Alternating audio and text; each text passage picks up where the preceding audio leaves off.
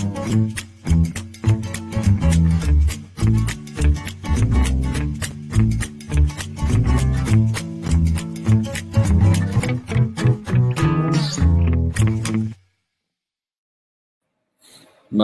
একদিনে মৃত্যুর সর্বোচ্চ রেকর্ড, একদিনে সংক্রমণের সর্বোচ্চ রেকর্ড। ঠিক এর মধ্যেও ভালো থাকা যায় না। কিন্তু আমরা বলতে চাই ভালো থাকতে হবে তারপরেও। কারণ লাইফ ইজ বিউটিফুল এবং এই জীবনকে আসলে আপনি যেহেতু ধারণ করেন, আপনি যেহেতু লালন করেন, সেই জীবনকে সুন্দর করতে হবে আপনাকেই এবং সবার মধ্যে সেই জীবনের যে স্বাদটুকু সেটা ছড়িয়ে দিতে হবে আপনাকেই।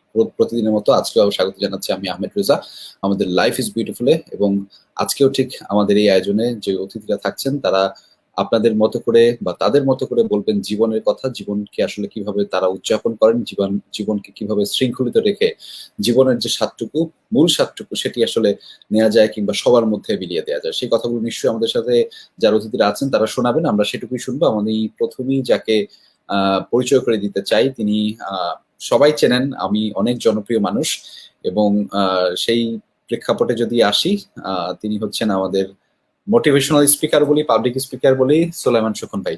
সুলাইমান শোকন ভাই কেমন আছেন? ভালো আছি। কি অবস্থা সবার? আমরা এখন পর্যন্ত সুস্থ আছি ভাইয়া, এই আর কি। জি।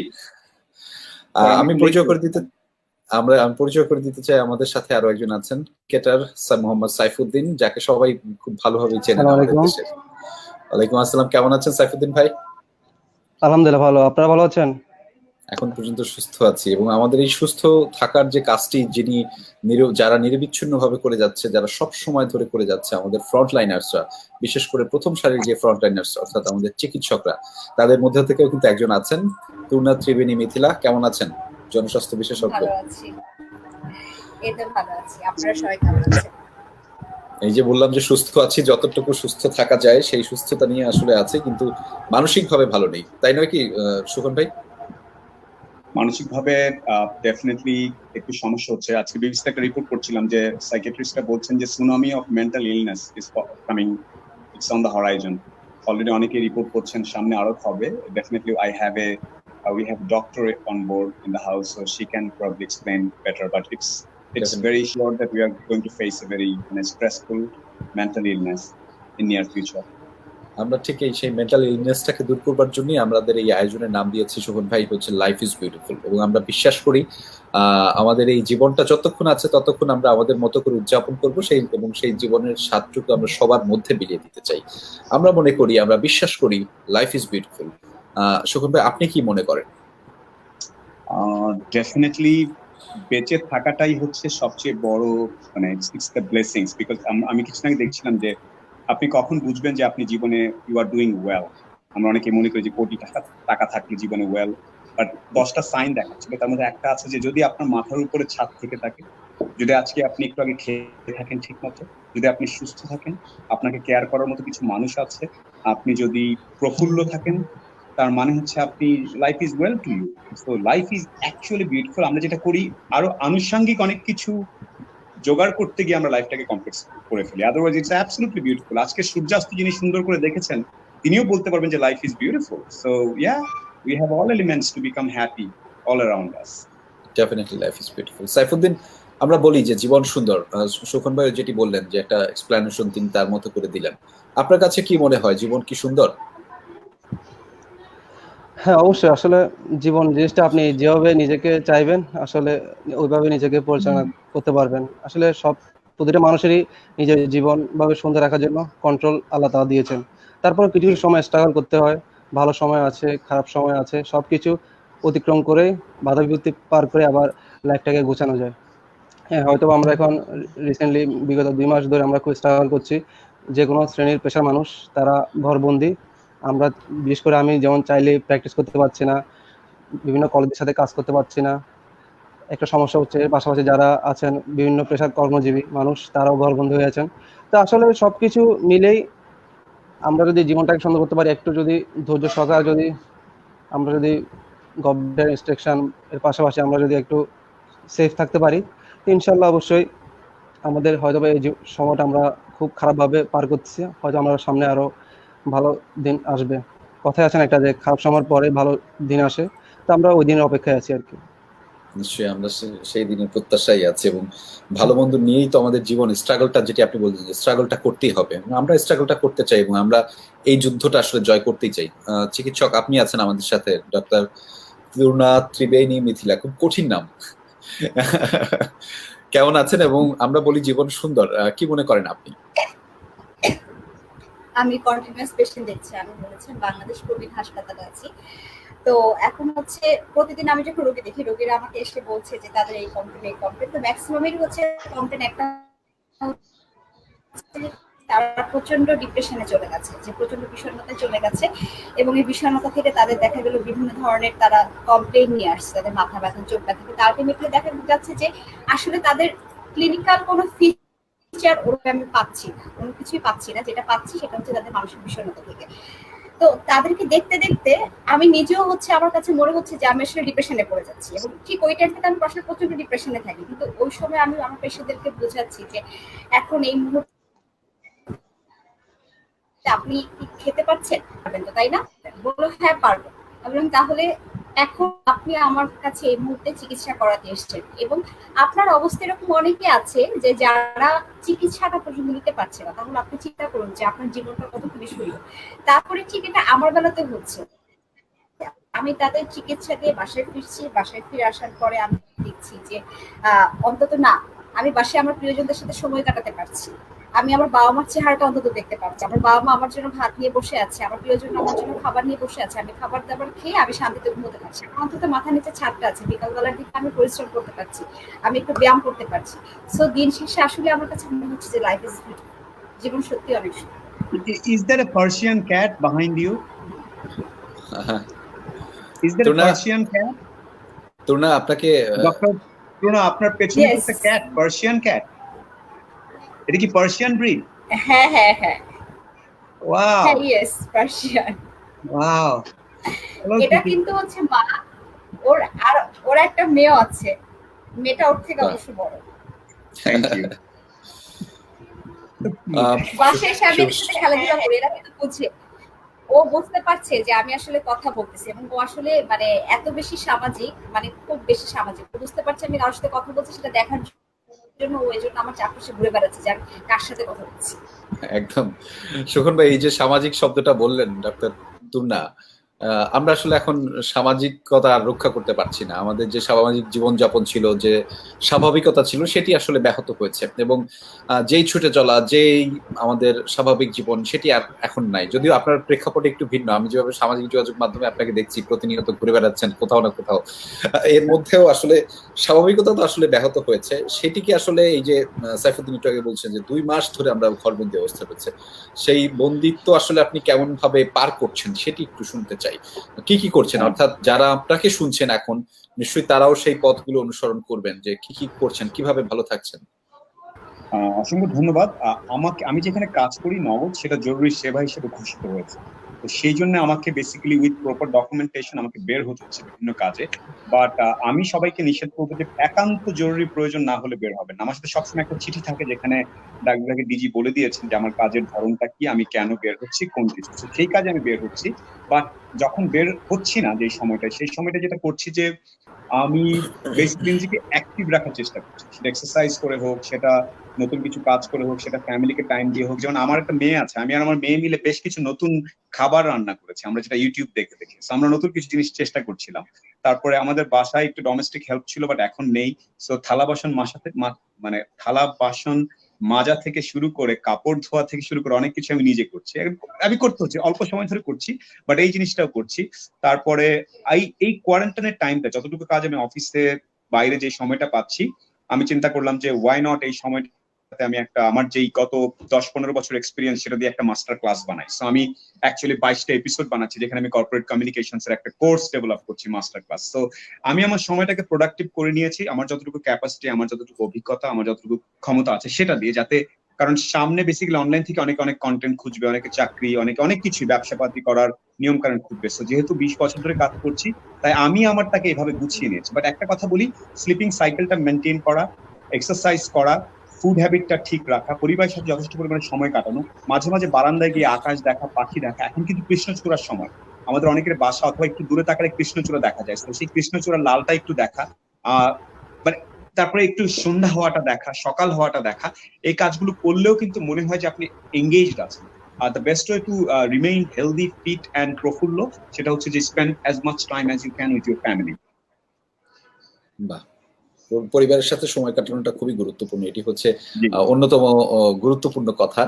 সাইফুদ্দিন, আপনি সারাক্ষণ মাঠে থাকেন, সারাক্ষণ মাঠে থাকাটাই হচ্ছে আপনার কাজ, এবং এটার মাধ্যমে আপনি নিজে যেভাবে নিজেকে প্রফুল্ল রাখেন, আমাদেরকেও আসলে প্রফুল্ল চিত্তে রাখেন যখন আপনারা উইকেট পান, এবং আপনি যখন দুহাত প্রসারিত করে সেটি উদযাপন করেন, আমরা সেটা দেখতে অভ্যস্ত এবং সেটি আমাদেরকে ভালো লাগে, আমাদেরকে অন্যরকম প্রশান্তি দেয়। সেই ভালো লাগা থেকে আপনি 2 মাস ধরে বন্দী অবস্থায় রয়েছেন, কেমন কাটছে জীবন, কি করছেন? সত্যি বলতে অনেক বোরিং ফিল করতেছি এখন এই সময়টা, কারণ আমরা যেমন আমি ফেনীতে আসলে নর্মালি বাসায় শুধু ঘুমাই আর দুপুরে খাওয়াটা খাই, আর না হলে আমি ফিটনেস না হলে, কারণ আমি একটা কথা বলি, ন্যাশনাল টিমে গেলে আমি খুব বেশি ব্যাটিং সুযোগ পাই না, প্র্যাকটিসের সময় হয়তো বা 20 মিনিট, বাট এখানে আমি যখন ফেনীতে আসি 2 ঘন্টা 2.5 ঘন্টা। হ্যালো, শুনতে পাচ্ছেন? হ্যাঁ, আমরা শুনতে পাচ্ছি। 2-2.5 ঘন্টা নিজের মতো করে আমি আমার ছোট ভাইদেরকে নিয়ে প্র্যাকটিস করি, এরপর জিম করি, মানে পুরো দিনটা আমার কোনো না কোনো অ্যাক্টিভিটিস নিয়ে চলে যায়, কারণ হয়তোবা আমরা একটা 2 ম্যাচ খারাপ খেলে আমাদের অনেক সমালোচনা হবে, বাট এটা তো আর কেউ দেখবে না যে আমরা কত স্ট্রাগল করতেছি, কত পরিশ্রম করতেছি, এর প্রেক্ষাপটে আমরা যে ম্যাচে আলাদা করতে পারবো। ফেনীতে আসলে আমি আর বেশি বিজি থাকি আমার ফিটনেস নিয়ে, স্কিল নিয়ে, হয়তোবা এখন ওই জিনিসটার জন্য বাসায় বন্ধু হয়ে আসছি, তারপরও এখন নিজেকে মানে নিয়েছি এই 2 মাস, যেহেতু এর আগে আমরা বিভিন্ন সময় খেলার কারণে রোজা থাকতে পারতাম না। গত বছর আমরা এই দিনে সবগুলা ফিল করতেছি যে আমরা আয়ারল্যান্ড সিরিজটা শেষ করে আমরা এই বিশ্বকাপের জন্য রওনা দিই, যখন আমার ফেসবুকে মেমোরি আসে 1 ইয়ার্স এগো, তো তখন আসলে দেখি আর কি যে আসলে সময়গুলো কত তাড়াতাড়ি চলে যায়। আবার হয়তো বা 1 বছর পরে চিন্তা করবো যে গত বছর এই দিন আমরা ঘরবন্দি ছিলাম, তো আসলে এইভাবে ফিল করি। তারপর এখন যে জিনিসটা নিয়ে ব্যস্ত সেটা হচ্ছে, যেহেতু আমার আম্মা আপু এরা আছে, তো আমি একদমই ওনাদেরকে বের করতে দিই না, তারপরও খেয়ে তো মানুষ বাঁচতে হবে, তো খুঁটিনাটি যেসবগুলা তরকারি বা আদার্স বাজারগুলো আমি নিজে যাই, কারণ আমি যতটা বুঝবো, কারণ আমার আম্মা বা আপু আল্লাহ না করুক এখন আমাদের ফেনীতে ডে বাই ডে করোনা আক্রান্ত রোগীর সংখ্যা বাড়তেছে, এর আগেও 15 দিন আগে ছিল না, তো এই জিনিসটাই আমি বেশি করি। তো এখন রোজার পাশাপাশি আমার ফ্যামিলি মানুষদেরকে সেভ করা এখন আমার একটা দায়িত্ব দাঁড়িয়েছে, কারণ আমার বাসার মানুষ আমাকে কিছুটা হলেও ভয় পায়, আবার রেসপেক্ট করে, তো ওই দিক থেকে আমি এখন চেষ্টা করি আমার বাসার সবাইকে একটু কন্ট্রোলে রাখার, বাসায় না যাওয়ার, একদম খুব বেশি দরকারি না হলে জিনিসগুলা না যাওয়া। এখন আমি আমার নিজেও যখন বেড়ে যাই, কারণ এখন সোশ্যাল মিডিয়াতে অনেক, একটা ফোন থাকলে হয়, দেখে একটা ছবি তুলে হয়তো বলবে যে আমাদেরকে সেফ থাকতে বলে, নিজেই বাইরে যায়, তো এই জন্য যখনই বের হয় খুব একদম মাস্ক পরে, মাস্ক 2টা পরে, একটা এখান দিয়ে একটা যদি চোখ কোনো রকম দেখা যায় এরকম, মানুষ না চিনতে পারে না শুনতে পারে, কারণ মানুষ পজিটিভটা চেয়ে নেগেটিভটা বেশি এখন সোশ্যাল মিডিয়াতে বেশি প্রমোট হয়, তো এই জন্য আসলে সব মিলিয়ে অনেক কেয়ারফুল থাকতে হয়। তো তারপর আলহামদুলিল্লাহ এর পাশাপাশি এখন যে কাজগুলা আপু একটু রান্না করে দেখি, কারণ যখন আমি ঢাকায় বাসা নিব তখন তো আমাকে রান্না করে খাইতে হবে, বা এই জন্য আস্তে আস্তে কিছু রান্নাও শিখতেছি। তা ওভারঅল সব মিলিয়ে নামাজ কালাম রোজা সব মিলিয়ে আলহামদুলিল্লাহ লাইফ ইজ বিউটিফুল। আচ্ছা, লাইফ ইজ বিউটিফুল। কিন্তু আপনি যেভাবে বলছেন আমার কাছে মনে হচ্ছে যে শোকন ভাইয়ের মতো আপনার একটা চিঠি দেওয়া যেত। শোকন ভাই শুধু বাইরে যায়, কয়েকটু পরপরই বের হয়, তখন তার কাছে একটা চিঠি থাকে, সে সবাইকে এটা দেখায় দেয়, কিন্তু আপনার কাছে তো চিঠিটা নাই যে ভাই আমি কিন্তু কাজে বের হয়েছে। চিকিৎসক, আমরা আপনার কাছে যেতে চাই একটু, যে WHO বলছে যে এই যে পরিস্থিতিটি রয়েছে এটি আসলে স্বাভাবিক হবে না, অর্থাৎ করোনা আমাদের মধ্য থেকে আর কখনো চলে যাবে না, এটি থাকবে। সেই বার্তা আসলে WHO দিয়েছে, আমরা সেই নির্দেশনা পেয়েছি, কিন্তু অন্যান্য আরো স্বাস্থ্যবিধি যে নির্দেশনা দিয়েছে WHO সেগুলো আসলে আমাদের মানতে অনেকটা আমরা মানে অনীহা প্রকাশ করছি বা মানতে চাচ্ছি না। আপনি দেখছেন বর্তমান পরিস্থিতিও, কি বলবেন সেই জায়গা থেকে? এবং আমি আপনাকে, যেহেতু ঘরবন্দির প্রশ্নটা আপনার জন্য প্রযোজ্য নয়, সেই কারণে এই প্রশ্নটা আপনার জন্য নয়।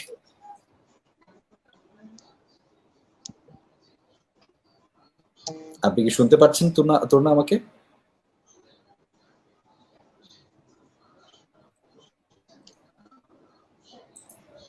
হ্যাঁ, প্রতিদিনই বের হতে হচ্ছে, এবং সবচেয়ে মজার কথা হচ্ছে যে একদম যখন ফেব্রুয়ারি থেকে আমাদের নিউজ পোর্টালগুলোতে আসা শুরু করে যে হচ্ছে করোনা ভাইরাস বাংলাদেশে যখন তখন আক্রমণ করতে পারে, এবং এটার ইনকিউবেশন পিরিয়ড হচ্ছে আবার 14 দিন পর্যন্ত থাকবে, এবং প্রথম থেকে কিছু ক্যারিয়ারের কিছু ডিফারেন্স থাকবে, যেমন আমার হেলদি ক্যারিয়ার, আনহেলদি ক্যারিয়ার, এবং যে যেসব পেশেন্টগুলো হচ্ছে আমার ইমিউনো সাপ্রেস, যেমন ডায়াবেটিস পেশেন্ট, কিডনি পেশেন্ট, এরা অনেক বেশি আক্রান্ত হয়ে যাবে। তো সেক্ষেত্রে আমি মিডিয়াতে মানে অনেক কথাবার্তা দেখলাম যে করোনা ভাইরাস সাধারণত হচ্ছে আমাদের বাংলাদেশে সহজে আক্রান্ত করতে পারবে না মানুষদেরকে, কারণ হচ্ছে মানুষ আগে থেকে সতর্ক হচ্ছে, সরকার আগে থেকে বিভিন্ন ব্যবস্থা করতে হচ্ছে। তো যখন একমাত্র করেই ফেললো, আগের দিন আমি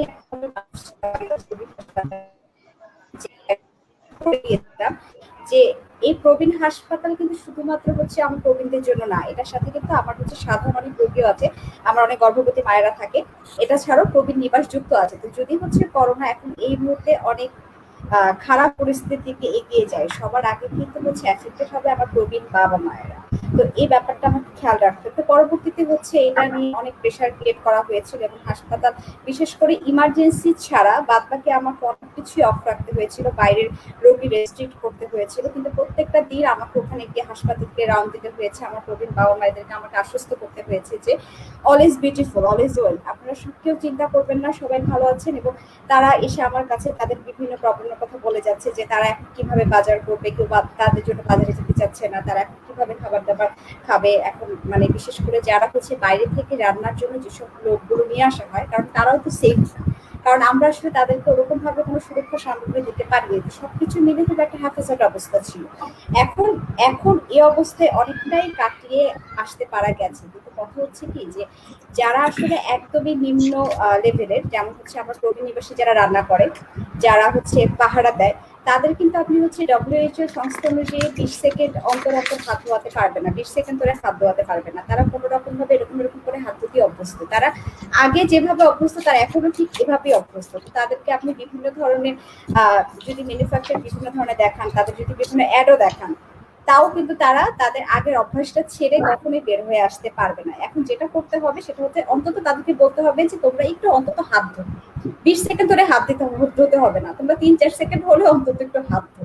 এবং যখন তোমরা বাইরে থেকে বাজারটা করে নিয়ে আসছো, সেই বাজারটা অন্তত অ্যান্টিসেপ্টিক একটু স্প্রে করে অথবা পানিতে ভিজিয়ে রেখে তারপরে হচ্ছে তোমরা ঢুকো।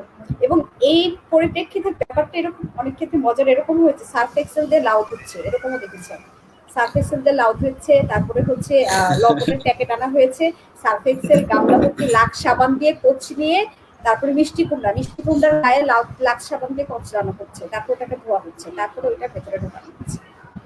মানে এগুলো দেখেও আমার মনে হচ্ছে যে লাইফ ইজ বিউটিফুল। আমি তাও কিছু কমেডি দেখতে পাচ্ছি এই সুযোগে, আমার এই জিনিসটা এখন আমার মনে হচ্ছে যে আমি ওদেরকে আসলে এই ধারণাগুলো থেকে কখনো বের করে নিয়ে আসতে পারবো না, এবং আমি যদি ওদেরকে সচেতনও করি, ওরা বারবার এই কাজই করে যাবে, ওরা তখন হচ্ছে আমাকে ভুল বুঝবে, কারণ এখন আসলে পজিটিভ ফিডব্যাকের থেকে নেগেটিভ ফিডব্যাকটা মানে বেশি আসে, সাইফুদ্দিন ভাই যেটা বললেন। তো এটার জন্য হচ্ছে আমি শুধু দেখে যে অবজার্ভ করে যাই এবং মনে মনে হাসি, এবং মনে হয় যে ইয়েস লাইফ ইজ বিউটিফুল। কিছু কমেডি তো পাচ্ছি। Life is beautiful. শোকন ভাই, আপনার কাছে ফিরতে চাই। প্রতিদিন দুপুর 2:30টার সময় আমরা মন খারাপ করার কথা শুনি, প্রতিদিন দুপুর 2:30 আমাদেরকে মন খারাপ করার কথা শোনায়, মৃতের সংখ্যা শোনায়, আক্রান্তের কথা শোনায়। আমাদের মন খারাপ হয়, আমাদের কষ্ট বোধ হয়, কারণ যারা মারা যাচ্ছেন, যারা আক্রান্ত হচ্ছেন, কারো না কারো আত্মীয়, কারো না কারো স্বজন, হয়তো সেটা আমাদেরও কারো না কারো হতে পারে। সেই সমস্ত বিষয়গুলো যেমন মন খারাপ করে, অন্য আরেকটা বিষয় আমাদের মন খারাপ করে। এই ক্রান্তিতে আমরা দেখেছি সামাজিক যোগাযোগ মাধ্যমে বেশ কিছু গুজব ছড়ানো হচ্ছে। আপনি সামাজিক যোগাযোগ মাধ্যমে বেশ সক্রিয়। এই গুজবগুলোতে আপনি আসলে কিভাবে কখনো নিজে গুজবের পার্ট হয়েছেন কিনা, অংশ হয়েছেন কিনা, সেরকম ভুলেও হয়ে যেতে পারে, বা আপনি জানেন না, হয়ে যেতে পারে, সেটি যদি কেউ হয়, তাহলে সেখান থেকে সে কিভাবে নিজেকে সরিয়ে আনবে, বা এই গুজব থেকে একটু ভিন্নভাবে কিভাবে থাকার সুযোগটি আছে, সেটি যদি একটু বলতেন।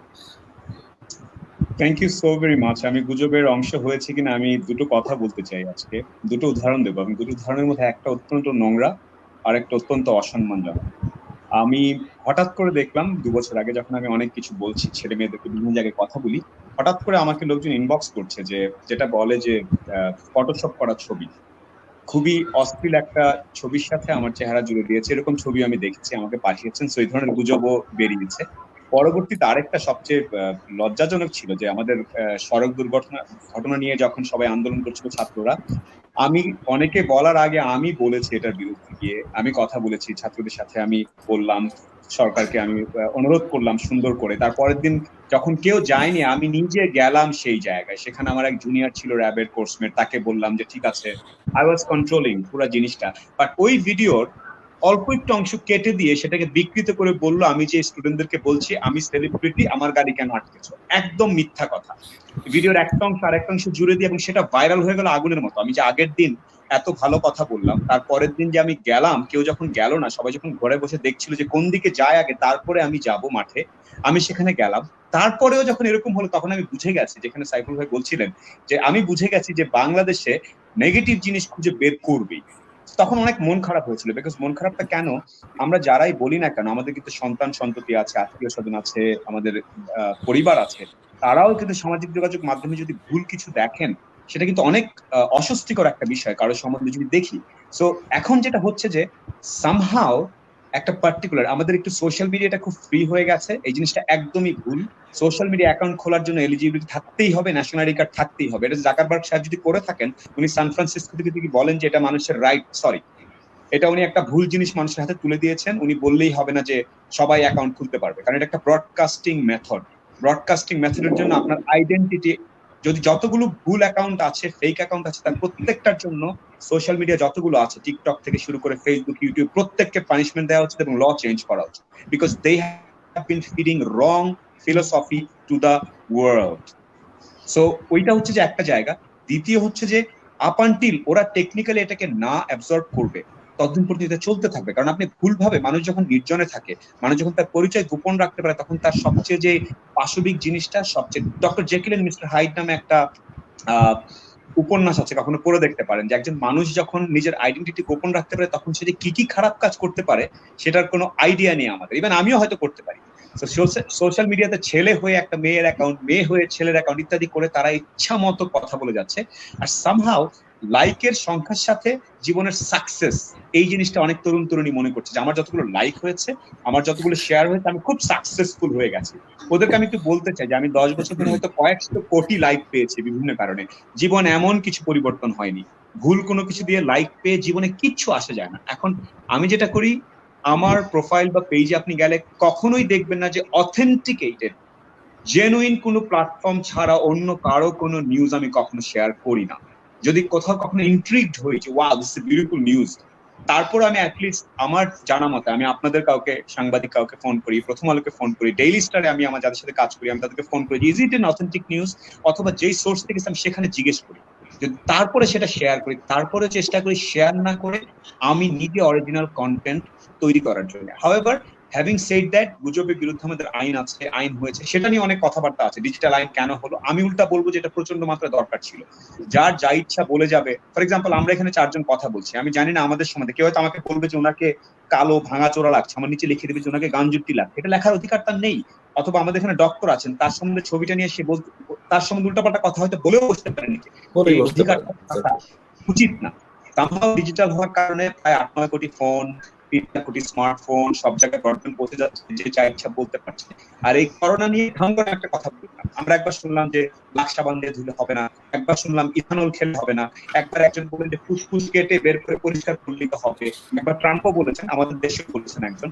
এই যে কথাগুলো, এগুলো অপরিপক্কতার একটা লক্ষণ। সো আমার কাছে একটা অনুরোধ সরকারের কাছে, ইনফ্যাক্ট গ্লোবালি ইউরোপিয়ান ইউনিয়ন থেকে শুরু করে নর্থ আমেরিকা সবাই কাজ করছে যে সোশ্যাল মিডিয়াতে কেউ কিছু পোস্ট করার আগে সেটা ফিল্টার হতে হবে, সেই জন্য মেশিন লার্নিং এন্ড ডিপ লার্নিংটা ইউজ করতে হবে। কেউ যদি কিছু লিখে সেটা বোঝার ক্ষমতা সেই সফটওয়্যার থাকতে হবে যেটা ফেক। সেটা text to emotion, image to emotion, video to emotion, অনেক কিছু আসছে, সেই জিনিসগুলো একটু সামনে আসবে। বাট এই গত 15 বছরটাকে আগামী প্রজন্ম বলবে যে এটা একটা বোকার টাইম ছিল, লোকজন যা ইচ্ছা তাই বলতে পারতো, এটা কি ধরনের কথা। সো আমরা একটা বোকার মতো সময় কাটাচ্ছি, সময়টা চেঞ্জ হবে, টেকনোলজি কোম্পানিগুলো ব্যবহার করছে। আর গুজব যারা ছড়াচ্ছেন, প্লিজ একটা জিনিস মনে রাখবেন, ইন্টারনেট থেকে কখনো কিছু হারায় না। আপনি যা বলছেন সেটা আপনার ডিজিটাল ট্রেস থেকে যাবে, আজ থেকে 5 বছর পরে হলেও এটার জন্য আপনি জবাবদিহিতার সম্মুখীন হবেন। So be very very careful what you are posting and sharing in Facebook. আর গুজবকে কখনো বিশ্বাস করবেন না, অথেন্টিক সোর্স ছাড়া কোনো নিউজ শেয়ার করবেন না। আবেগের কোনো জায়গা নেই এখানে সামাজিক যোগাযোগ মাধ্যমে। সত্যি তাই, আবেগের কোনো জায়গা নেই সামাজিক যোগাযোগ মাধ্যমে। নিশ্চয়ই যারা দেখছেন করোনা নিয়ে কিংবা করোনা ক্রান্তির কোনো বিষয় যদি আপনারা কখনো মনে হয় যে এই নিউজটি শেয়ার করা দরকার, অবশ্যই তার মানে প্রকৃত ব্যাপারটি বা যেটি বললেন, জি শকুন ভাই। যেমন আমাকে অনেকে বলে আপনি করোনা নিয়ে কথা বলেন, আমি তো করোনা নিয়ে কথা বলার কেউ না, আমি MBA masters of business administration, আমাকে লাভ ক্ষতি নিয়ে জিজ্ঞেস করতে বলেন, বিপণন নিয়ে জিজ্ঞেস করেন। এমন অনেকে করোনা নিয়ে যদি এখানে কথা বলার যোগ্যতা থাকে, তিনি হচ্ছেন আমাদের ডাক্তার আপা যিনি বসে আছেন, তিনি আমাদেরকে কিছু একটা বলতে পারেন, আমি তার রেফারেন্স দিয়ে বলতে পারি যে আমাকে ডক্টর রুনা বলেছেন এটা এটা এটা, আমার মনে হয় কালকে নিম পাতা দিয়ে ঘষলে আমার আর হবে না, আমার মনে হয় আমার বয়স 55 তাই হবে না। এই কথাগুলো আমি ফার্স্ট পার্সনে কখনোই বলতে পারবো না। সো ফার্স্ট পার্সনে যিনি বলছেন তার যদি সেই ব্যাপারে অভিজ্ঞতা না থাকে তাহলে সরি, আপনারা সেটা বিশ্বাস করবেন না। শেষ করি, আমাদের দেশে দেখবেন যে বিমান কখনো চালায়নি, বিমানে কখনো উঠেননি, তিনিও এয়ার ট্রাফিক কন্ট্রোলার স্টাইলে কথা বলছেন, যেটা পাইলট সাহেব এভাবে এসে বাতাসটা পেছনে রেখে হর্ন গিয়ারটা নামিয়ে ল্যান্ড করেননি, তাই মেকানিকে জিজ্ঞেস করেন how do you know that. আমার নেভিতে 1 মাস শুধুমাত্র এয়ার ওরিয়েন্টেশন কোর্স করতে হচ্ছে বোঝার জন্য যে আকাশ থেকে উড়ে যায় দূর থেকে কোন প্লেনটা কি, এটা বোঝার জন্য 1 মাস এয়ার ওরিয়েন্টেশন কোর্স করতে হয়েছে আমাদের নেভিতে। তারপরে বলা হয়েছে এবার তুমি এয়ার ফোর্স নিয়ে কথা বলার কিছুটা যোগ্যতা অর্জন করেছো। So please do not pay heed to any rumours and গুজব। অফকোর্স সাইফুদ্দিন ভাই, আমরা এইখানটাতে আপনার কাছেও আসবো, কারণ হচ্ছে আপনিও সামাজিক যোগাযোগ মাধ্যমে বেশ জনপ্রিয়। সামাজিক যোগাযোগ মাধ্যমকে সামলে আপনাকে চলতে হয়। অনেক সময় অনেক ক্রিকেটার বলেছেন যে সামাজিক যোগাযোগ মাধ্যমের কারণে তাদের ক্যারিয়ারে প্রভাব পড়ছে, সে ভালো খেলতে পারছে না সামাজিক যোগাযোগ মাধ্যমের চাপের কারণে। এই বিষয়গুলো নিয়ে যখন আপনি বলেন, যখন আপনি সামাজিক যোগাযোগ মাধ্যমটি সামলান, তখন কিভাবে সামলান এবং সেখানে গুজবের কোনো বিষয় থাকলে সেটি কিভাবে সামলান? না আসলে বলতে গেলে অনেক কথা, আজকে রাতে শেষ করতে পারবো না, যদিও আর 23-24 মিনিট আছে। তারপর যেহেতু আমার ক্যারিয়ারের শুরুর দিকে উত্থান পতন দুটোই আমি দেখে ফেলছি খুব আর্লি স্টেজে। তো আমি যখন সাউথ আফ্রিকায় লাস্ট টি20তে মিলের হাতে যখন 5টা 6 খাই, তো তখন আমাকে মিডিয়াতে বা সামান্য বিভিন্ন যোগাযোগ মাধ্যম আমাকে নিয়ে অনেক ট্রোল, অনেক ধরনের অনেক বাজে কমেন্টস তখন শুনতে হয়েছে আর্লি স্টেজে। যখন এখন কিছুটা ভালো খেলতেছে বা এখন আবার সবাই বাহবা দিচ্ছে, তো দেখা গেল কারণ আমরা প্রত্যেকটা মানুষ চাইলে সবসময় একই সময় ঘুম আসবে না। আপনি হয়তো বা টায়ার্ডনেস থাকলে বা একটু মন খারাপ থাকলে, শুধু আমরা যে একজন ক্রিকেটার, আমাদের যে শুধু ক্রিকেটটা আমাদের লাইফ তা না, আমাদের এর বাইরেও আমাদের একটা ফ্যামিলি আছে, আমাদের ফ্রেন্ড সার্কেল আছে। হয় না অনেক সময় অনেক কারণে রাত জাগা হয় বা অনেক কিছু করা হয়। তো এই বিভিন্ন সময় অনেক শুভাকাঙ্ক্ষী বলেন বা অনেক হেটার্স বলেন মাঝে মধ্যে ইনবক্সে টেক্সট করে যে নানা সময় যে কি ব্যাপার মিলার 5টা 6 কি এখন আপনি বলতে পারেন নাই, এভাবে নানা রকমের টেক্সট দিতেই থাকে। আবার যখন মাঝে মধ্যে কোথাও স্বাভাবিক সারাদিন বাসায় থাকতে পারি না, যখন কোথাও ঘুরতে যাই বা কোথাও ফ্রেন্ড সার্কেল নিয়ে কোনো একটা রেস্টুরেন্টে খেতে যাই, তো নানা সময় বিভিন্ন ওয়েটার বলেন বা বিভিন্ন সাপোর্টাররা বলেন এসে যখন কিছু উপদেশমূলক কথাবার্তা বলে, তখন হ্যাঁ শুনি, কারণ আসলে আমরা তো আসলে অনেক সেন্সিটিভ ভাবে চলাফেরা করতে হয়। দেখা গেল কিছু একটা বললে হয়তো দেখা গেলে ওর ফল ছিল, সেটা কোনো ব্যাপার না, আমি কি বললাম সেটার জন্য সবাই ওয়েট করে, তখন এটা নিয়ে অনেক নিউজ হয়ে যায়। এখন না বুঝে আমাদের প্লেয়ারদেরকে দোষ দেয়, আমাদেরকে সাসপেন্ড করবে, না হলে আমাদেরকে কয়েকটা ম্যাচ ব্যান করবে। তো আসলে সব মিলিয়ে খুব সেন্সিটিভ ভাবে অনেক চিন্তা ভাবনা করে আসলে আমাদেরকে চলাফেরা করতে হয়। আর যেটা সামাজিক যোগাযোগ মাধ্যম বললেন, এটা আসলে আমি মনে করি যেটা আমাদের রাতে আমাদেরকে স্টার করে দেয়, আবার 10 মিনিট লাগে না যে আমাদেরকে আবার নামাই দিতে। কারণ এর উদাহরণ আমরা এর আগে আমাদের অনেক কলিগদের কাছে দেখেছি, ওনারা সামাজিক যোগাযোগ মাধ্যমে অনেক ফেমাস হয়েছেন, বাট সামান্য 2-একটা ছোট ইস্যু নিয়ে আসলে ওনারা অনেকভাবে আবার পড়ে গিয়েছেন, শাস্তি পেয়েছেন বিসিবির কাছ থেকে। তো আসলে সব মিলিয়ে আমরা, বিশেষ করে আমার ক্ষেত্রে আমি সামাজিক যোগাযোগ মাধ্যম এটা আমি খুব বেশি অ্যাক্টিভ থাকি না, কারণ আমি মনে করি আসলে আমার পারফরমেন্সে প্রবলেম হবে। আমি আসলে ফুল কনসেন্ট্রেটটা আমার ক্রিকেটে দিতে চাই। তো যার কারণে আমার পেজ বা আমার যারা আছে, আমার যেমন বড় ভাই আছেন স্বপন ভাই ফ্রান্সে থাকে, উনি আমার ভেরিফাইড পেজটা উনি হ্যান্ডেল করে। আমার কিছু স্কোর বা কিছু ভালো কোনো ইয়া পেলে উনি শেয়ার করে পেজ থেকে। আর এমনি নর্মালি এজ ইউজুয়াল আমি আমার হোয়াটসঅ্যাপে বেশি অ্যাক্টিভ থাকি, যেহেতু আমাদের হোয়াটসঅ্যাপ আমাদের বাংলাদেশ ক্রিকেট টিমের গ্রুপ আছে, ওইখানে প্রতিদিন আপডেট দেয় কি করতে হবে, আমাদের কি করা উচিত, ইন্ডিভিজুয়ালি প্রত্যেকটা প্লেয়ারের প্রোফাইল দেওয়া হয়, ওইখানে আমাদের কাজ থাকে, ওয়ার্ক থাকে, আমরা ওগুলো ফলো করি। তো এটার ভালো দিকও আছে, খারাপ দিকও আছে, তো আমি চেষ্টা করি দিকগুলো নেওয়ার।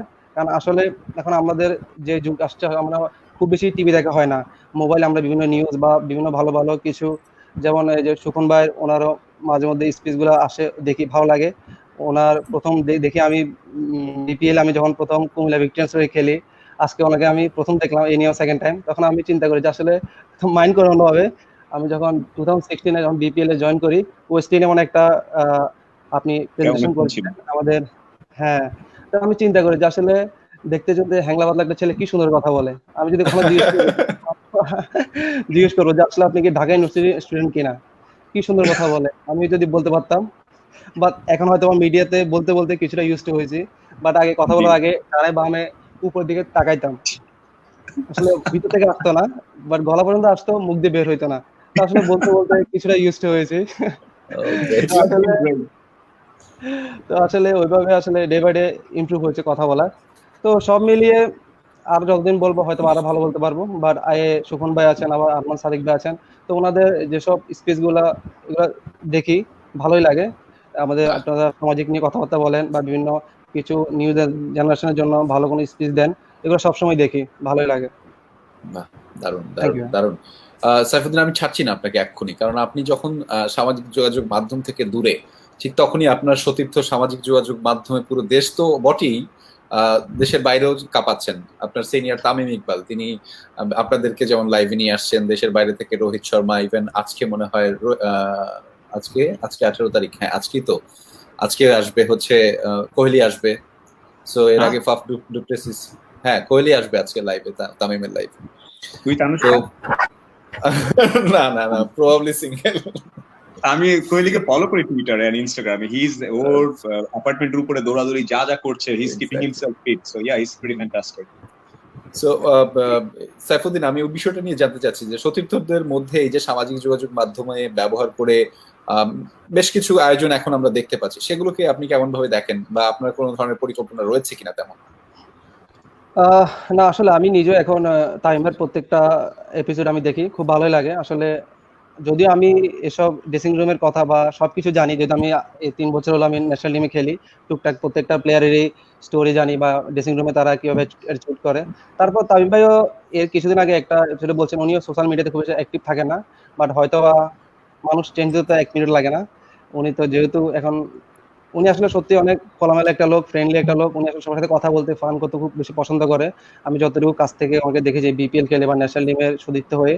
তো আসলে উনি যেসব কথা বলতেছেন বা আমাদের বিভিন্ন দেশ থেকে ফাফ ডুপ্লেসি বা রোহিত শর্মা, আজকে আবার বিরাট কোহলি, আমরা সবাই জানি এখন বর্তমান ক্রিকেটের সম্রাট বলা যায় যাকে। তো এগুলো আমি মনে করি ভালো দিক, কারণ ওদের কিছু পার্সোনাল কিছু শেয়ার করতে পারলে যদি আমাদের ইয়াং প্লেয়াররা, শুধু প্লেয়ার না, যারা ইয়াং জেনারেশন ছেলেরা আছে, যদি ওখান থেকে কিছু মোটিভেশন পেয়ে যদি ওদের লাইফে কাজে লাগাতে পারে, তো জিনিসটা আমি মনে করি অনেক ভালো, বেটার। তো আসলে তামিম ভাই এই জিনিসটা আমরা নিজে অনেক সাপোর্ট করি এবং খুব উপভোগ করি। তো আজকে যখন আপনি লাইভে বললেন আজকে কথাটা, চিন্তা করলাম যে আজকে তো তামিম ভাই বিরাট কোহলি যদি আমার পছন্দের প্লেয়ার, আমি কোনোভাবে মিস দিতাম না। আমি চিন্তা করেছি তারাবির নামাজটা তাড়াতাড়ি পড়ে লাইভটা একদম প্রথম থেকে দেখবো। অন্যগুলো ওকে, হয়তো বা আমরা 10 মিনিট পরে যাই, বাট আপনি যখন বললেন সময়টা 8টা, আচ্ছা না ঠিক আছে, তাহলে এটা শেষ করে উঠে দেখা যায়। তো এই জন্য আমরা অপেক্ষা করতেছি। নিশ্চয়ই আমরা একটু ছোট্ট করে আপনার কাছ থেকে শুনতে চাইবো এবার, যে এই ড্রেসিং রুমের কোনো একটা বিষয় যেটা আপনাকে সবসময় মন ভালো করে, এরকম একটা ঘটনা আমাদের সাথে শেয়ার করবেন আপনি, ছোট করে। আহ, মন ভালো করে আমি যখন এই যে আমি সত্যি বলতে খুব বেশি গোছালো ছিলাম না, বাট যখন ন্যাশনাল টিমে আসি, ন্যাশনাল টিমে আসার পর মুশফিক ভাইকে দেখি, তখন থেকে আমি নিজেকে আস্তে আস্তে চেঞ্জ করে ফেলি। সুন্দর করে ওনার ড্রেসিং রুমে ব্যাট গুছিয়ে রাখা, জুতা, এরপর গ্লাভস, সবকিছু। না হলে আগে আমি প্যাড রাখতাম এদিকে, গ্লাভস রাখতাম ওইদিকে, ব্যাট রাখতাম, জুতা রাখতাম এদিকে, বাট দেখে দেখে এই জিনিসগুলা দেখি। বাট যখন আবার সত্যি বলতে, টু বি অনেস্ট, আমরা যদিও, কারণ আমরা মানুষ, আমাদের তো অলসতা কাজ করে প্রত্যেকটা মানুষেরই। তো যখন কাজ করতে ইচ্ছে করে না, তখন আমি মুশফিক ভাইয়ের প্রোফাইলে, ইনস্টাগ্রাম প্রোফাইলে গিয়ে বা পেজে গিয়ে বা ওনার ভিডিও দেখে দেখি, আবার কাজ করার আগ্রহ জাগে, তখন আমি নিজে গিয়ে এগুলো করি। আর যখনই মনে হচ্ছে আমি খুব ক্লোজে গিয়ে রানিং করতে পারতেছি না, তখন মুশফিক ভাইয়ের কথা আমি চিন্তা করি যে উনি করলে আমি কেন পারবো না। তখন এই মোটিভেশন গুলো বা এইসব গুলো আমার কাছে ভালো লাগে। আমাদের ডাক্তার আপা, আপনার কাছে ফিরতে চাই যে অনেকগুলো আমরা মন ভালো করার সংবাদ শুনলাম, কিন্তু মন খারাপ করার কথা সংবাদ আপনার কাছ থেকে একটু শুনতে চাই, মন ভালো করার মতো করে। আমাদের অনেক সংকট আছে, অনেক অপ্রতুলতা আছে, এর মধ্যে আপনারা বীরের মতো চলছেন সামনে, আমাদের অসুস্থ মানুষজনকে সুস্থ করে তুলছেন নিয়মিত। সেই জায়গাটি যখন করেন, কখনো ভয় লাগে না কখনো যে বা নিজের আক্রান্ত হবার ভয়? আপনারও তো পরিবার আছে, আপনারও তো পরিজন আছে। সত্যি কথা বলতে হচ্ছে, সবার আগে একটা কথা বলি যে আমরা কিন্তু জন্মগ্রহণ করেছি সেবা দেওয়ার জন্য, এবং যখন থেকে খুব ছোট ছিলাম আমি, তো যখন আমি ডিটারমাইন্ড ছিলাম যে আমি ডাক্তার হবই, তো তখনও কিন্তু রিয়েলিটি এতটা বুঝিনি যে আসলে ডাক্তার হয়ে আমাকে কোন কোন পর্যায়ে যেতে হবে আর কি। আচ্ছা পরে হচ্ছে আমি যখন এই করোনা মোকাবেলায় একদম সম্মুখ যোদ্ধা, মানে আমার কাছে একজন আমি প্রথম দিনের কথা বলি, দুজন পেশেন্ট এসছে, সর্দি কাশি গায়ে হালকা হালকা জ্বর। তো আমি সাধারণ ট্রিটমেন্ট দিয়ে আমি ছেড়ে দিচ্ছি। তখন হচ্ছে আমি তাকে জিজ্ঞেস করেছি যে আপনার বাড়ি কোথায়, আপনি কোত্থেকে এসছেন? তখন বললো যে মা আমি তো নারায়ণগঞ্জ থেকে এসছি। ও আমি বললাম যে আচ্ছা ঠিক আছে। এবং তখন আমি জাস্ট নির্বাক হয়ে গিয়েছিলাম, মানে কিছুক্ষণ তাকিয়েছিলাম, কারণ আমার হাতে কোনো গ্লাভস ছিল না তখনও, আমার মুখে কোনো মাস্ক ছিল না। আমি তখনও তেমন কোনো সুরক্ষা সামগ্রী পাইনি, আমি কিছুই পাইনি। তো ওই অবস্থায় মানে তখনই আমি ডিসিশন নিয়েছিলাম যে আমাকে এভাবেই কাজ করে যেতে হবে আমি যতদিন আছি। তাহলে হচ্ছে কে কোভিড না এটা কিন্তু আমি এখনো বুঝতে পারছি না। তাহলে আমি যেভাবে চিকিৎসা দিচ্ছি আমি ঠিক সেভাবে চিকিৎসা দিব। তবে হ্যাঁ, আশার আলো আলো হচ্ছে একটাই কথা, যে যতটা সম্ভব হচ্ছে নিজে পারি যদি সতর্ক থাকি, নিজের পরিবারের কথা ভেবেই আমাকে সতর্ক থাকতে হবে। আমি যদি নিজের পরিবারের কথা না ভাবে, আমার যদি এরকম মনে হয় যে খুব আবেগী ভাবে না আমি বাঁচবো না, এজন্য আমি পেশেন্টও দেখবো না, জীবন আর কতদিনের, একদিন দুদিন আছি, বাসায় বসেই থাকি, এভাবে চিন্তা করলে হবে না। যতদিন আছি সেবা করে দিয়ে দিয়ে যাব। আর তার থেকে বড় কথা হচ্ছে আমি যেহেতু একটা প্রবীণ নিবাসের সাথে যুক্ত আছি, তো সবার আগে হচ্ছে আমাকে আমার সেই বৃদ্ধ বাবা মায়ের কথা চিন্তা করতে হচ্ছে।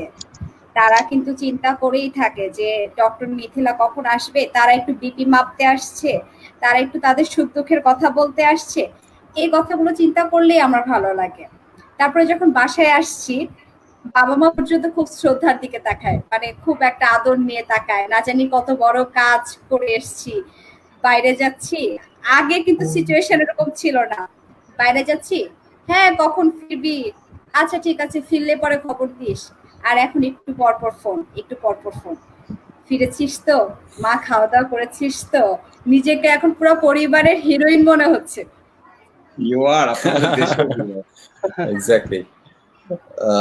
শোভন ভাই আপনার কাছে ফিরতে চাই যে আমরা যে ক্রান্তির মধ্যে দিয়ে যাচ্ছি, এই ক্রান্তির মধ্যে দিয়ে কিছু মন ভালো করা খবর আমাদেরকে আন্দোলিত করে বা উৎসাহিত করে। আমরা বলি এই ক্রান্তিতেও আসলে আমরা একটা জিনিস আমার কাছে মনে হয়, আমি ব্যক্তিগতভাবে মনে করি যে এই বাংলাদেশে আমরা চেয়েছিলাম, যেটি হচ্ছে যে মানুষের মধ্যে সহযোগিতাপূর্ণ মনোভাবটি বেড়েছে। সেটা আমরা সংগঠনের বেশ কয়েকটি সংগঠনের উদাহরণ দিতে পারবো। স্বেচ্ছাসেবী সংগঠনগুলো তারা নিয়মিতভাবে নিরলসভাবে কাজ করে যাচ্ছে।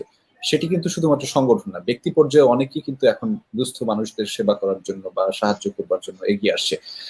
এই যে মানুষের পাশে দাঁড়ানোর যে প্রবণতা, সেটি কিন্তু আমরা একটা সময় বলতাম যে এইরকম সম্ভাবনার বাংলাদেশ, পাশে থাকার বাংলাদেশ, মানুষের সৌহার্দ্যের বাংলাদেশ কবে হবে। সেই কথাটি যখন বলছিলাম ঠিক তখনই এরকম ক্রান্তি আসলো, আমরা খুব ভয় পেয়ে গেলাম। কিন্তু সেই ভয়ে আমাদেরকে নতুন একটি সূর্যের দেখা দিল, যে মানুষের পাশে কিন্তু মানুষই দাঁড়ায়, সেই সহযোগিতাপূর্ণ মনোভাবটি মানুষের মধ্যেই আছে। ফলে সেই জায়গাটিকে আপনি কেমন ভাবে দেখছেন? এমন বাংলাদেশে কি আমরা চেয়েছিলাম? অ্যাবসলিউটলি। আমি আপনাদেরকে বলি যে আমাদের পুলিশ যা করেছে আমি অবাক। I'll be very frank with you.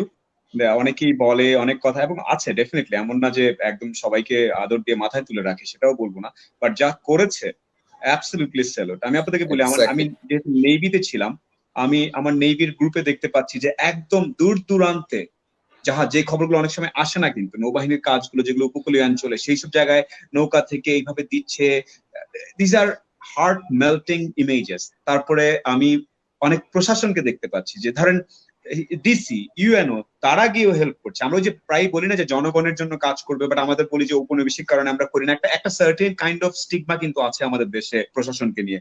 আমি এটাকে পুরোপুরি ব্রেক করতে দেখেছি এবার। তারপরে আমি পলিটিশিয়ানদেরকে দেখতে পাচ্ছি, ইয়েস চালচোরও আছে, আমি বলবো না, এর মধ্যে অনেকে ব্যবসা খুঁজেছেন, এর মধ্যে অনেকে নিজের নামে চাল নিয়ে নিয়েছেন মাস্কের বদলে, এরকম অনেক কিছু আছে, বাট ওভারঅল সবাই হেল্প করছিল। তারপর আমার যেহেতু একটু রিচ বেশি ফেসবুক, আমি যে কত ইনবক্স পেয়েছি দেশ বিদেশ থেকে, আমাকে অনেকেই বলছে ভাই আপনাকে, আমাকে লন্ডন থেকে, ইউনাইটেড স্টেটস থেকে, ইউরোপ থেকে, তারা বলছে ভাই আপনাকে কিছু ফান্ড পাঠাই, আপনি একটু মানুষকে হেল্প করবেন। আমি কেন, মানে আপনি জানতো আপনাকে দেই, মানে নির্দ্বিধায়।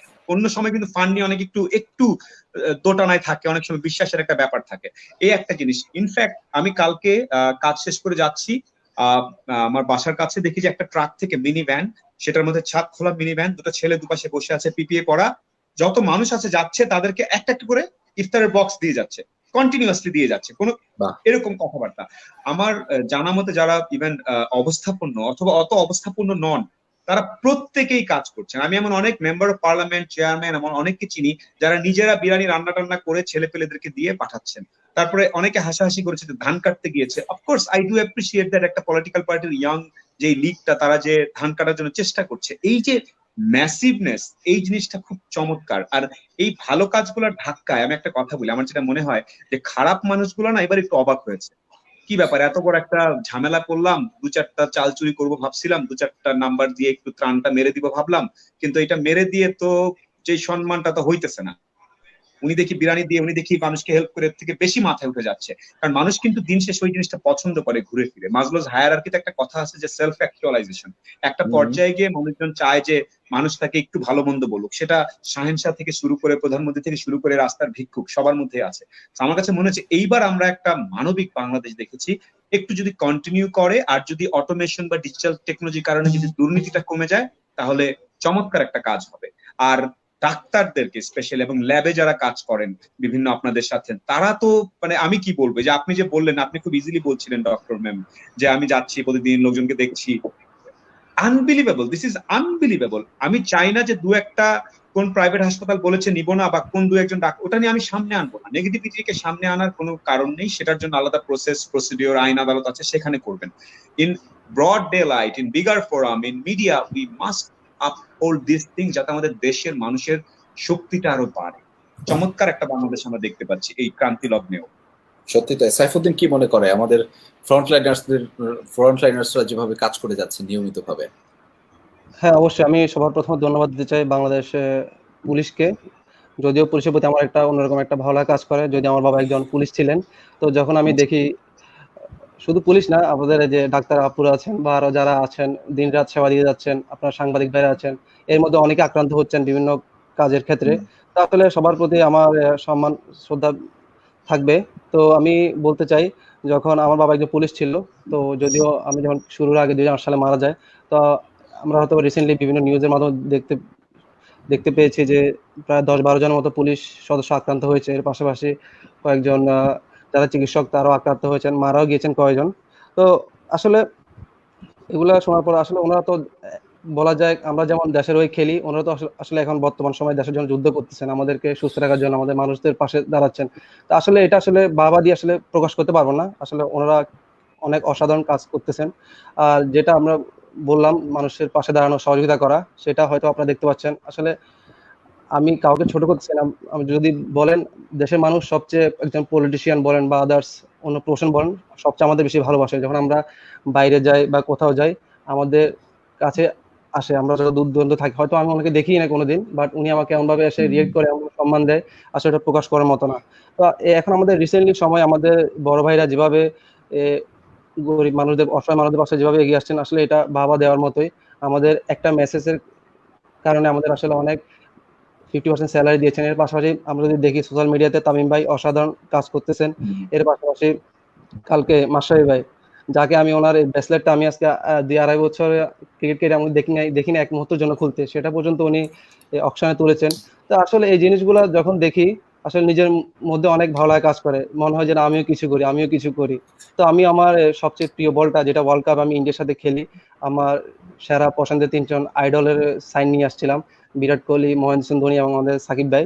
তো আমাকে একটা ফোন করার পরে আমি বলছি হ্যাঁ অবশ্যই আমার সবচেয়ে দামি জিনিস যদি বলেন, আমার ওই বলটাই আছে, বাংলাদেশের ফ্ল্যাগ এবং ওইখানে 3টা সাইন, মহান ব্যক্তিত্বের। এটা সেল করে বা অকশনে তুলে যদি কিছু আমি সহযোগিতা করতে পারি, আমার নিজের কাছে ভালো লাগবে। হয়তো আমি ক্রিকেট খেলবো 8 থেকে 10 বছর, বাট আমি এমন কিছু করতে চাই যাতে আমাকে মানুষ সারা জীবন হলে একটু হলে মনে রাখে।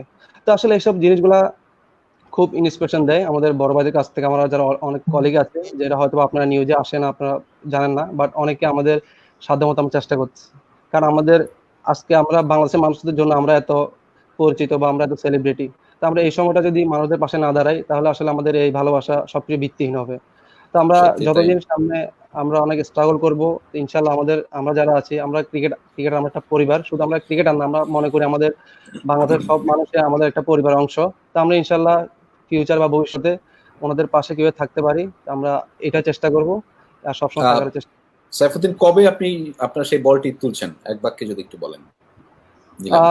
হ্যাঁ, গতকাল তো মাস্টার ভাই ব্রেসলেটটা গেল, হয়তো বা কিছুদিন পরে আসবে, বাট এখনো সময়টা নির্ধারণ হয় নাই, তো খুব শীঘ্রই Okay. হবে আমি মনে করি। খুব শীঘ্রই।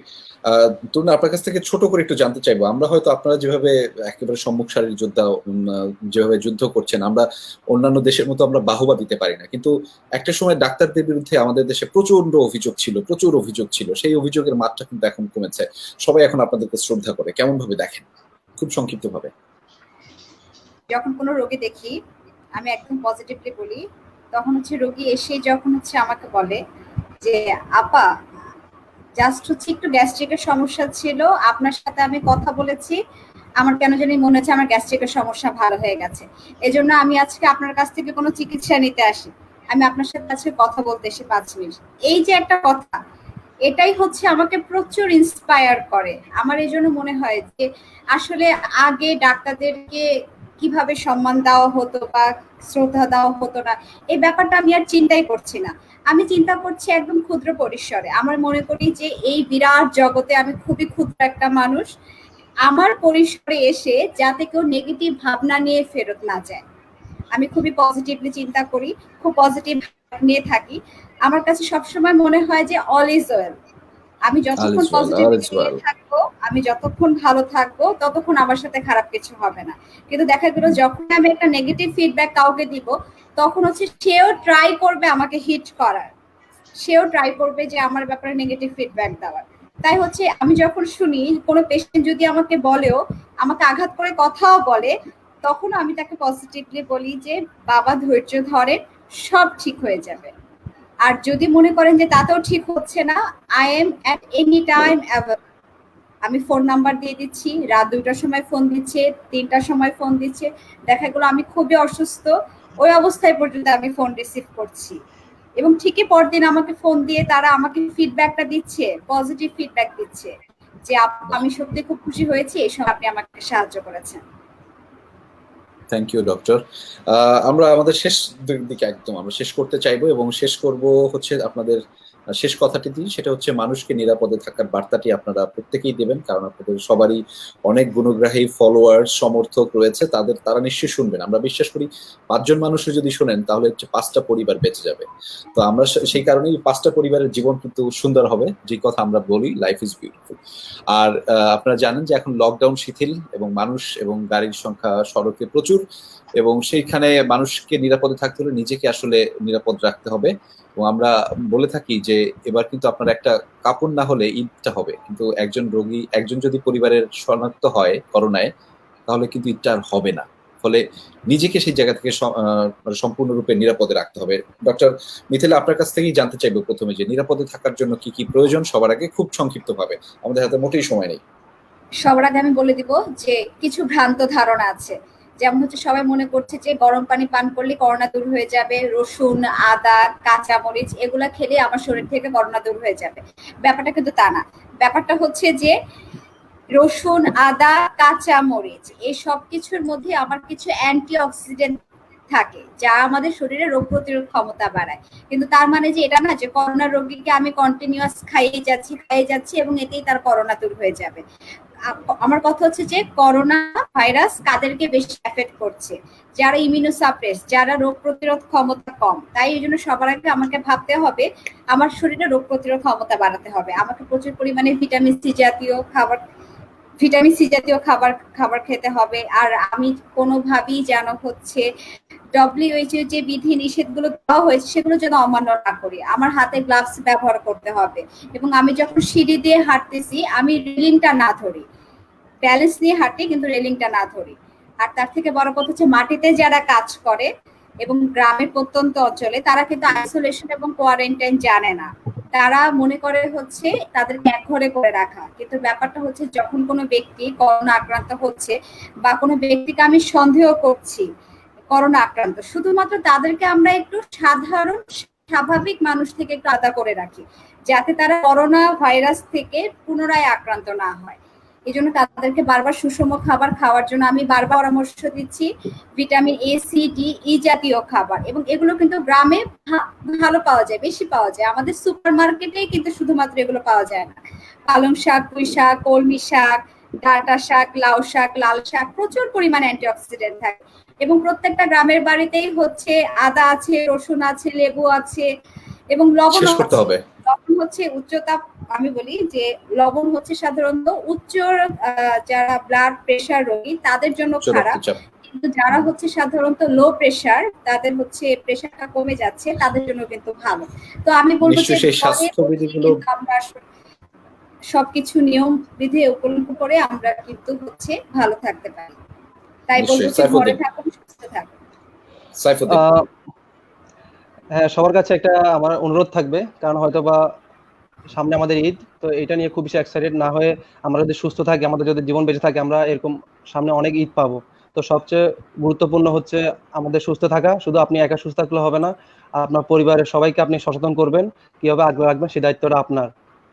তো সবাই সুস্থ থাকবেন, নিরাপদে থাকবেন, এটা আমার উপদেশ থাকবে।